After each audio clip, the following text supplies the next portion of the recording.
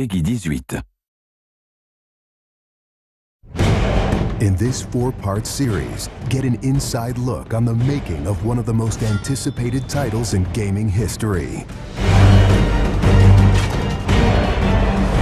This is Inside Assassin's Creed 3.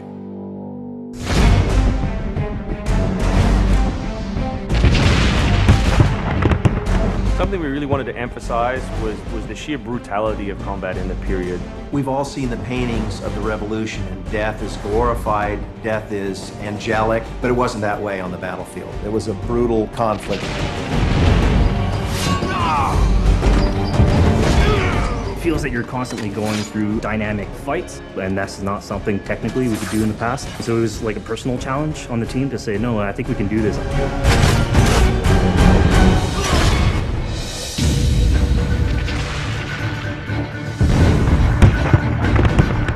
These armies are filled with different types of weapons. So, you have everything from muskets, you have grenadiers, you have guys with boarding axes.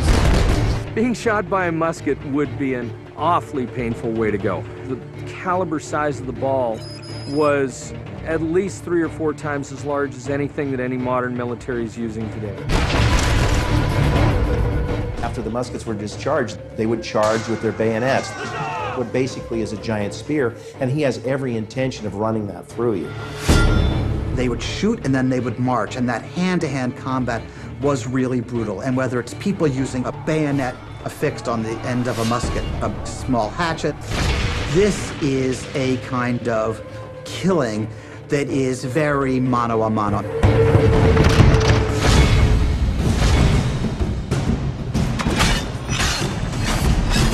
All the animations, all the weapons are brand new. It was interesting to start on a new style of fighting that is much more close and aggressive. Connor's favorite weapon is the tomahawk, obviously super deadly in hand-to-hand combat. Also the bow and arrow. It fits with his native heritage and it's lethal. The rope dart, it's a real accurate Chinese tool that we found the references for that period as well. He can use it from the ground, so he can bring the enemy towards him. It gives him the ability, for example, on a tree, to hang someone from above.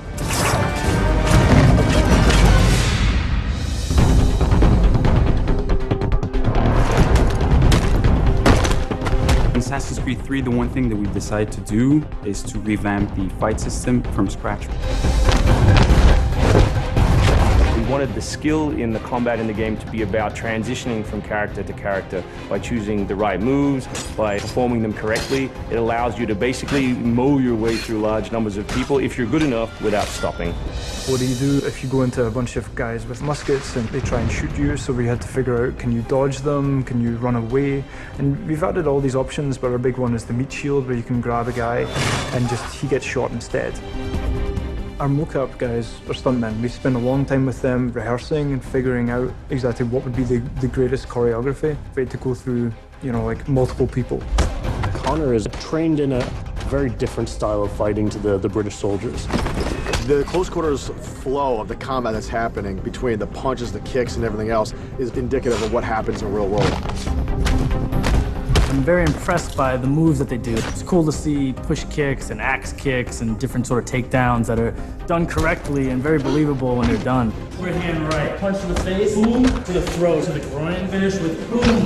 This is something new for us that we're really proud of. It's fast, it's fluid, and you go through these guys like butter.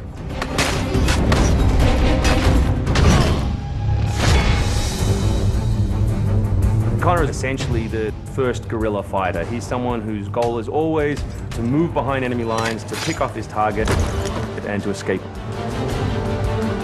Employing guerrilla tactics, or what we now know today as asymmetric warfare, was something that truly was a component of the American Revolution. They learned what we would think of as guerrilla-style warfare. You sort of hit quickly and then disappear. American tactics were really frowned upon by the British because the Americans did adapt the tactics that were used by the Native Americans from the French and Indian War. The first big battle at Lexington and Concord takes place on a New England town green. And as the soldiers march back to Boston, they are marching along a dirt road lined by stone. You know, it's not the most effective strategy, wearing your bright red coat and march through the woods while some farmer's trying to shoot at you.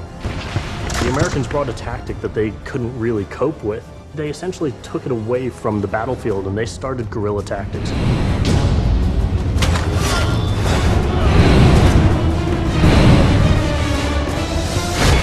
Next time on Inside Assassin's Creed 3, the hero behind the war. Connor is the hero of the American Revolution. He's a bit more like Dirty Harry. Connor is the current day Special Forces soldier. Silent, stealthy. He's fighting for freedom and he's fighting against tyranny.